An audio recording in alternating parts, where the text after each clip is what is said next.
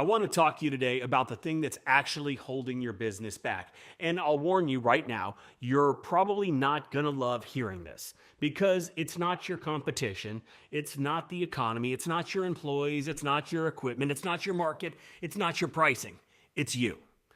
I'm Mike Vidan. I have spent over 25 years in the home service industry. I co-founded QuoteIQ. I've made pretty much every mistake that a business owner can make, and this is one of the biggest ones. So stay with me because by the end of this video, you're going to understand exactly what I mean, and more importantly, what to do about it. So one of the things that I get to do now through QuoteIQ is I get to talk to business owners every single day. Contractors, service guys, people building real businesses from the ground up. And sometimes when they figure out it's actually me on the other end, the conversation shifts.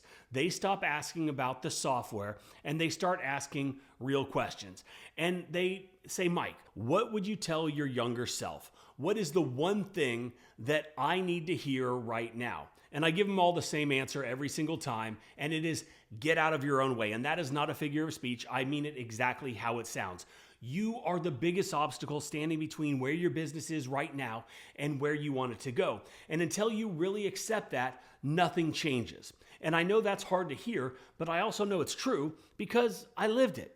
Now, here's the reality that took me just way too long to accept. Nobody cares about your business like you do. Nobody ever will.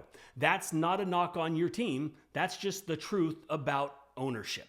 Your employees are not going to lay awake at night at 2 a.m. in the morning running numbers in their head. They're not going to stress about a customer's complaint the way that you do. They're not going to treat your equipment like it's their own because it's not their own. That's your way to carry. It always has been and it always will. And for a long time, I thought the solution was just to find better people. Hire people who cared as much as I did. People who were as obsessed with the work as I was. But unfortunately, what I found is that doesn't really exist. And once I stopped looking for it, I actually started to make progress because the moment you accept that nobody will ever care about your business the way that you do, something shifts. You stop expecting your team to operate exactly like you would. You stop holding them to a standard that was only ever realistic for the person who actually built the thing from scratch. And that's when you can actually start leading instead of just supervising. So let me tell you what this looked like for me in my own pressure washing business. Now, in the early days, I wasn't on every single job. If you've watched the channel, you know my story, but I might as well have been there from day one on every single job, doing every single job myself, because I trained every single guy myself, every single one of them, because I needed to know that whoever was out there representing my company had heard it directly from me, not from a handout, not from another employee, but from me. And then, even after I trained them, I'd find reasons to just drop by the job site just to check in, just to make sure things were running the way that I taught them. And after the job was done, I was following up with the customers myself, making sure that they were happy, making sure nothing had slipped through the cracks. I told myself it was just staying involved, staying on top of things, and that is what a good owner does, right? But that is not really what was going on. That was me being a micromanager, and deep down I knew it. I just didn't want to admit it because admitting it meant admitting I didn't really trust the people that I'd hired. And for a while, it worked. When you've got a relatively small crew and you can get to most of the jobs, you can keep your hands on enough of it to make it feel under control. But here's what nobody tells you about that type of approach. There is a ceiling on it, a real actual hard ceiling on it, because your business can only grow as big as you can personally manage. And the moment the volume exceeds what you can physically touch, the whole thing kind of starts to crack. It kind of starts to fall apart, right? Because that ceiling is you. Now, there's something that I wrote in a book that I'm about to publish, and the book is called Built to Run, that I want to bring up. And it's because it's the root of all of this. Most of us who start service businesses start as the person doing the work. You're the one out there with the equipment. You're the one that the customer calls on the phone. You're the one who knows exactly how the job is supposed to go because you've done it 1,000 times. And that's a really good thing. Your technical skill is what got you started. But at some point, you got to hire people, right? You have to in order to start to grow. And the problem is a lot of owners never actually make the mental shift from being the best technician in the company to being the owner of the company. They're still thinking like the guy on the truck. They're still evaluating every decision through the lens of how they would do it personally.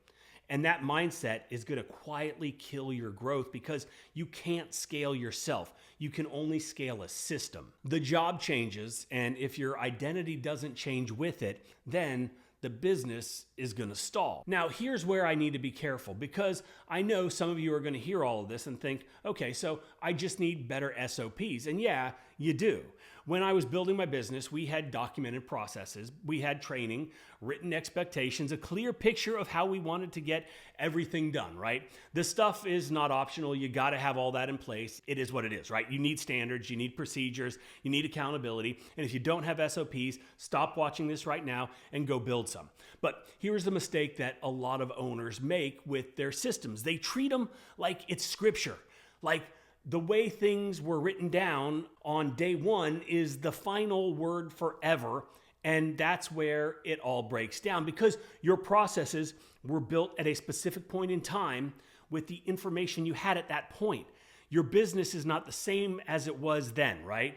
Your team is not the same. The tools that you were using are not the same.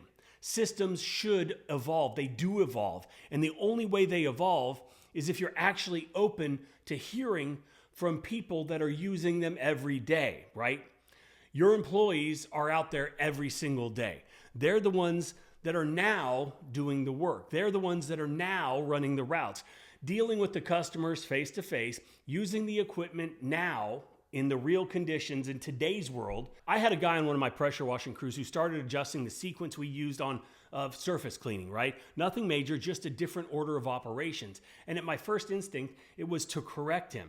And that's because that's not how I did it. That's not how I taught. That's not how we trained it. But as I watched it play out, he was getting things done a lot faster. Things were getting done better.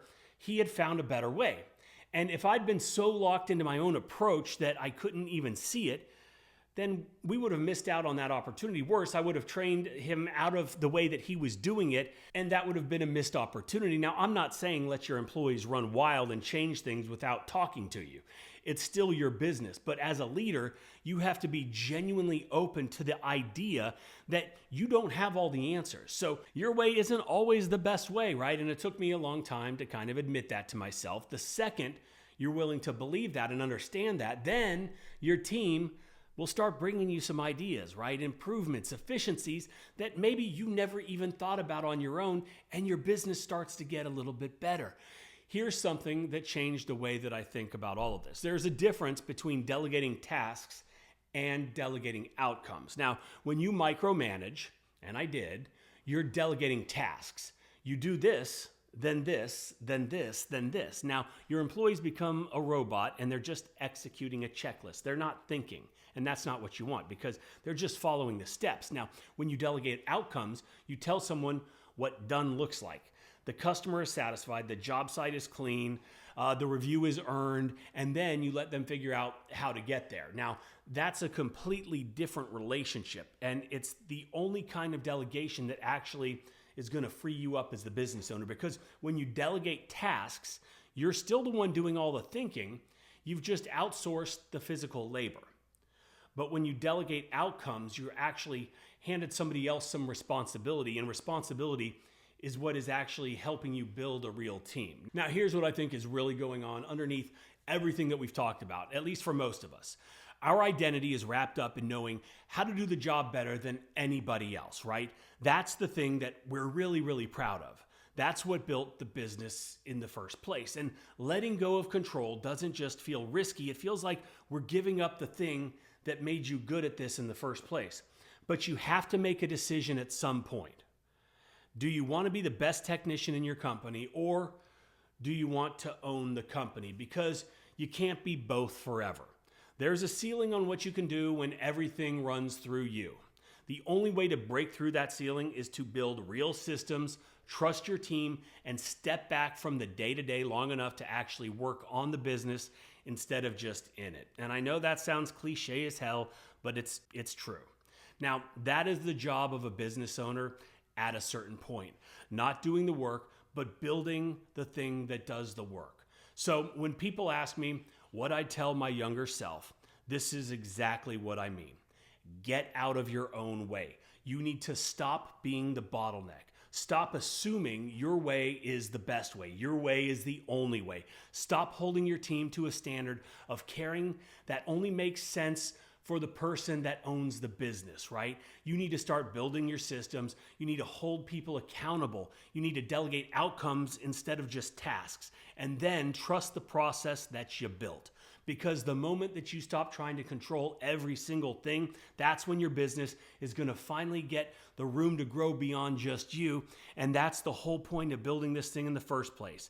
So if this hits home for you, let me know, leave a comment down below. Tell me where you're at with this, because I guarantee you're not alone. Pretty much everybody that has stayed along as far as you have watching this video is probably right there with you. And if you're running a home service business and you want to see how we help guys get more organized and stop doing everything manually, check out QuoteIQ at myquoteiq.com. We have a 14-day free trial. We would love for you to give us the opportunity to show you what we can do. There is a link in the description down below, and I will see you in the next one.